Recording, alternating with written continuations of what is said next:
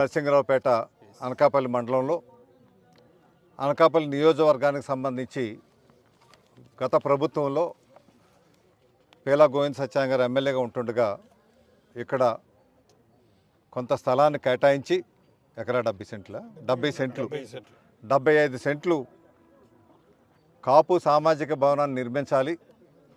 ఇక్కడ ఉన్నటువంటి నిరుపేదలైనటువంటి కాపులకి మేలు చేయాలి. వాళ్ళ పెళ్ళిళ్ళకైనా కథా కార్యక్రమాలకైనా శుభకార్యాలకైనా లేదంటే ఆ పిల్లలు పై ఊరు నుంచి వచ్చిన వాళ్ళు ఉద్యోగరీత్యా వచ్చిన వాళ్ళు వాళ్ళ హాస్టల్ కింద కొంత ఉండడానికైనా రూములు కూడా పెట్టి చేయాలని ఒక 50 లక్షల రూపాయలు కూడా నిధులు మంజూరు చేస్తున్నారు.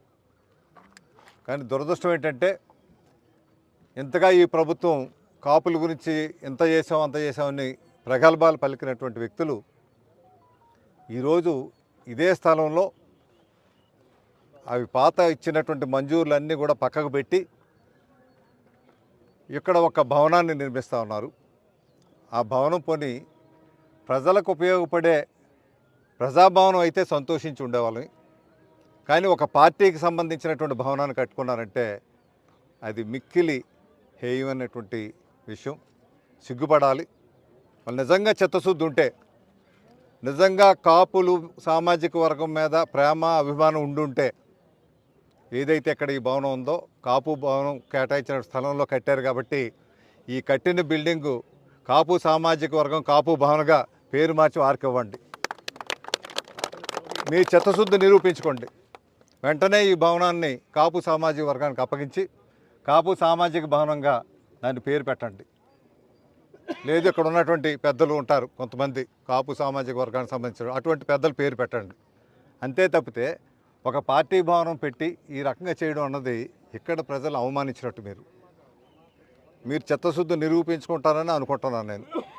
వెంటనే ఆ కార్యక్రమం చేయండి.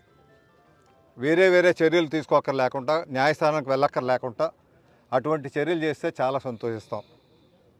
లేని పక్షంలో మా ప్రభుత్వం ఎట్టగా వస్తుంది. చంద్రబాబు నాయుడు గారు ముఖ్యమంత్రి అవుతారు. పవన్ కళ్యాణ్ గారు కీలకమైనటువంటి పాత్ర పోషిస్తారు ఆ ప్రభుత్వంలో.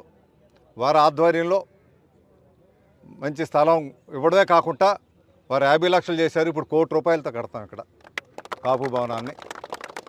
కానీ ఆ అవసరం రాదని అనుకుంటున్నా. ఎందుకంటే ఇంకా కొద్దిగా ఏమైనా ఉంటుందేమో వాళ్ళకి మానవత్వం అన్నది ఏమైనా ఉండుంటే ఇదే భవనాన్ని కాపు భవనంగా మార్చండి. ఎందుకంటే మీరు ఏదైతే దురాక్రమణ ఇది దురాక్రమణ జరిగింది ఏ విధంగా అయితే ప్రభుత్వం తీసుకొని హస్తగతం చేసుకుంటుందో అది మేము చేయక్కర్లేకుండా అధికారం మీ చేతిలో ఉంది కాబట్టి మీరే ఆ పని చేయండి. మీకు గౌరవం ఉంటుంది. నిజంగా ఆ పని చేస్తే మిమ్మల్ని పిలిచి ఇక్కడ సన్మానం చేస్తాం. మేమే సన్మానం చేస్తాం. మీకు ఈ బిల్డింగ్తో సహా అప్పగించండి. అట్లా చిత్తశుద్ధి నిరూపించుకోండి. మీకు ఒకే ఒక ఉదాహరణ చెప్తాను. గతంలో తెలుగుదేశం పార్టీ ప్రభుత్వం ఉన్నప్పుడు కాపు సామాజిక వర్గానికి ఆ 5 సంవత్సరాల్లో 4,000 కోట్ల రూపాయలు నిధులు మంజూరు చేసి వివిధ అభివృద్ధి కార్యక్రమాలు చేశారు.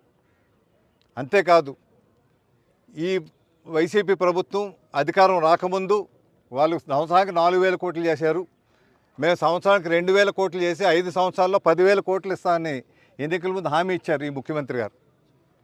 కానీ ఈరోజు ఎంత ఖర్చు పెట్టారండి? 5 సంవత్సరాల్లో కేవలం 2,000 కోట్ల రూపాయలు మాత్రమే ఖర్చు పెట్టారు.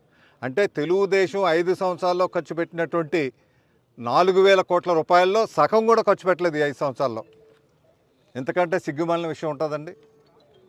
అంటే చెప్పేవి కబుర్లు వేరే, చెప్పేవి ప్రగల్భాలు, చేసే పనులకి ఎక్కడ పొంతం లేదు. అదొకటే కాదు, గతంలో అయితే మీకు నైపుణ్య శిక్షణా కేంద్రాలు ఉండేవి. సుమారు 28 కోట్ల రూపాయలు పెట్టి 39,000 మంది కాపు సామాజిక వర్గానికి సంబంధించినటువంటి వ్యక్తులకు శిక్షణ ఇచ్చి వాళ్ళకి ఉద్యోగ అవకాశాలు కల్పించారు. అంతేకాకుండా 23 కోట్ల రూపాయలు ఖర్చు పెట్టి విదేశీ విద్యకని చెప్పి 1,860 మందికి విదేశీ విద్య ఇప్పించారు ఈ రాష్ట్రంలో. వీళ్ళు ఎంతమందికి ఇప్పించారండి? ఈ 5 సంవత్సరాల్లో 230 మందికి ఇప్పించారు. అంటే 1,800 ఎక్కడ, 200 ఎక్కడ? ఇప్పుడు మనం చేసిన పనులే చూపిస్తాయి. మాట్లాడాలి ఎప్పుడు. కానీ నువ్వు మాట్లాడేది ఎక్కువ, చేసేది తక్కువ. కానీ చంద్రబాబు నాయుడు గారి ప్రభుత్వంలో వారు మాట్లాడింది తక్కువ, చేసింది ఎక్కువ. ఈ రకమైనటువంటి కార్యక్రమాలు చేశారు. అదే కాదు, మినీ కాపు సామాజిక భవనాలని ఈ రాష్ట్రంలో 500 మినీ కాపు సామాజిక భవనాలు కట్టారు వివిధ మండలాల్లో. ఇటువంటి కార్యక్రమం ఏ ఒక్కటి చేయలేదే, పైగా ఏదో చిత్తశుద్ధితో ఈ కార్యక్రమం తలపెడితే ఇది కూడా కాదని చెప్పి అన్యాయంగా ఇవన్నీ వేరేగా ట్యాంపర్ చేసి రికార్డ్స్ అన్ని తారుమారు చేసి ఈ రకంగా దురాక్రమణ చేయడం అన్నది చాలా అన్యాయమైన విషయం. ఇటువంటి విషయాన్ని పూర్తిగా ఖండిస్తూ ఉన్నాం. మా ప్రభుత్వం వస్తే ₹1,00,00,000తో తప్పనిసరిగా మేము కాపు సామాజిక భవనాన్ని కట్టే ఏర్పాటు చేస్తాం. ఇది ఒకటే కాదు, ఎన్నికల ముందు ఇదే పెద్ద మనిషి రిజర్వేషన్ ఇవ్వడం అవధూది, రాజ్యాంగబద్ధంగా అవదని చెప్పారు. అయినా సరే ప్రజలు నమ్మి ఓట్లు వేశారు. వాస్తవానికి పార్లమెంట్లో ప్రశ్న వచ్చినప్పుడు దీని మీద పార్లమెంట్లో ఈ సామాజిక అభివృద్ధి మంత్రి సమాధానం ఇచ్చారంటే కేంద్రం అనుమతి అక్కర్లేదు, మీరు ఓబీసీ రిజర్వేషన్ రాష్ట్ర ప్రభుత్వ ఆధీనంలోనే ఉంటాయని కూడా చెప్పారు. సరే, అది కొన్ని రాజకీయ కారణాలు కాకుండా అది న్యాయపరమైనటువంటి చిక్కులు ఉన్నాయి. 50% దాటకూడదని అది కోర్టులో మనం తేల్చుకోవాల్సిన విషయం అనుకోండి.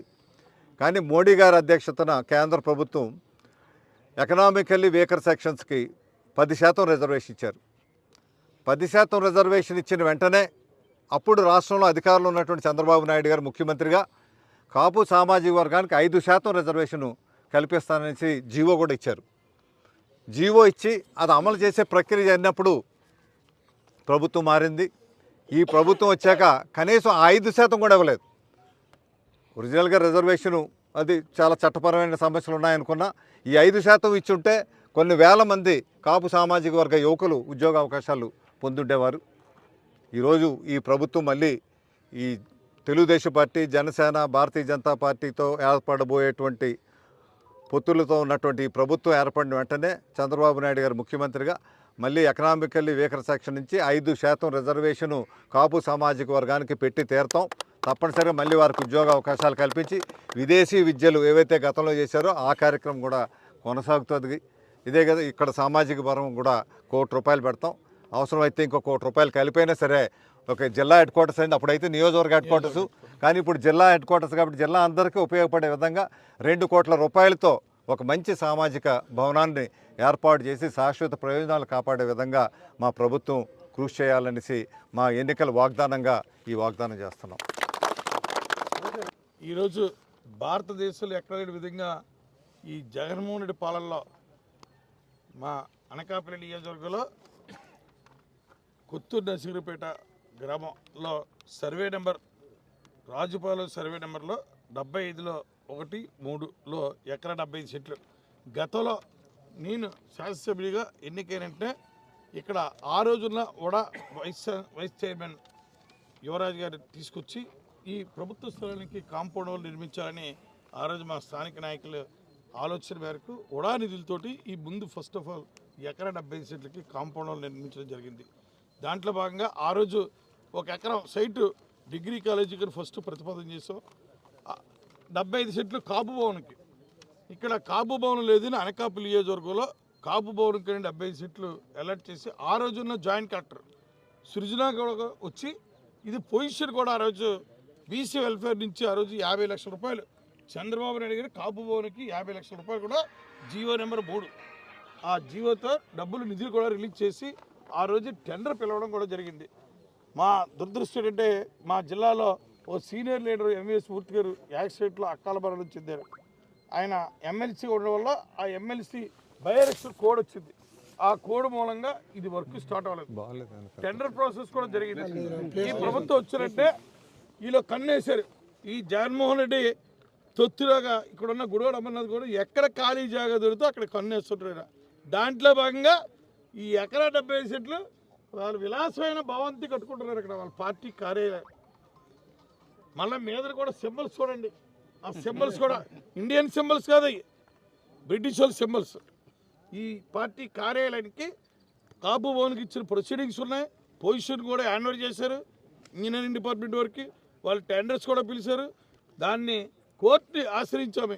కోర్టుని ఆశ్రయిస్తే కోర్టులో కూడా 2023లో కోర్టుని ఆశ్రయించాం. కేసు నెంబరు WP నెంబర్ 6 2023 ఫిబ్రవరి 4వ తారీఖున కోర్టుని ఆశ్రయిస్తే కోర్టులో రీచ్ అవ్వకుండా వాళ్ళ ప్రభుత్వాన్ని అధికారాన్ని అడ్డం పెట్టుకొని కోర్టుని కూడా అసలు ఫైల్ కూడా నెంబర్ అవ్వనీయకుండా స్థానిక కలెక్టర్ గారు కూడా దీంట్లో ఓ ప్రధాన నిందితుడు.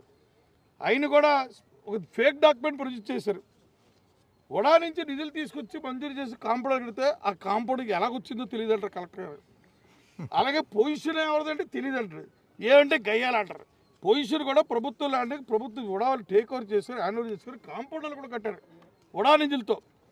అవేమీ లేదా, ఇన్ని కూడా లేదు ఖాళీ ల్యాండ్ అని చెప్పేసి ఇది గయ్యాలని చెప్పేసి వైఎస్ఆర్సీపీ ఆ రోజున జిల్లా అధ్యక్షుడు ధర్మశ్రీ గారు అప్లై చేసుకున్నారని వాళ్ళకి 70 సెట్లు వాళ్ళకి అలర్ట్ చేయడం జరిగిందని వాళ్ళు ఎకరా 70 సెట్లు వైఎస్ఆర్సీపీ కార్యాలయానికి మంజూరు చేయడం జరిగిందని కలెక్టర్ ఎఫిడవిట్లో కూడా దాఖలు చేసి కోర్టు ఆదేశాలు జారీ చేసింది. మీరు ఇమీడియట్లీగా కోర్టు ఆదేశాలు జారీ చేసేది కౌంటర్ ఏమని ఆ ప్రైవేట్ పార్టీ అయినా గవర్నమెంట్ కూడా మేము కౌంటర్ ఫైల్ చేసినా వాళ్ళు కౌంటర్ అయ్యారు. కోర్టులో కేసు రీచ్ అవ్వకుండా దాంట్లో గనుడు ఈ జగన్మోహన్ రెడ్డి కానీ ఈ గొడవ మనం చూస్తున్నాం. మన ధర్మిలో ఆయన ఎన్నాలైంది బెయిల్ మీద వచ్చి ఆయన కేసులు రీచ్ అవ్వు. ఆయన చూసాం మన కోడికత్తి కేసు 5 సంవత్సరాలు కోర్టు కూడా కోర్టు న్యాయస్థానం మీద కూడా వాళ్ళకి ఒక రెస్పెక్ట్ లేదు.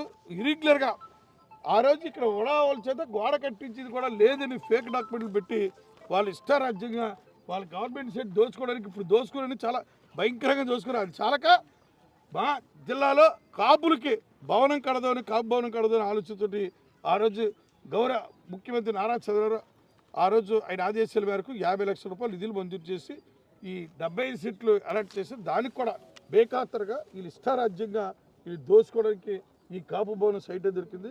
దీనికి సేపై కూడా పలుమార్లు మేము పత్రిక ద్వారా గుడివాడ స్థానిక శాసనసభ్యుడు ప్రస్తుత క్యాబినెట్లో మంత్రి కూడా ఆయన పలుమార్లు ప్రశ్నించినా రిప్లై కూడా లేదు. చౌటోడు సోదరులు శంఖ వదినట్టు వాళ్ళు అధికారాన్ని అడ్డం పెట్టుకొని ఇష్టారాజ్యంగా రాత్రి మగలు ఈ బిల్డింగ్ కట్టారు.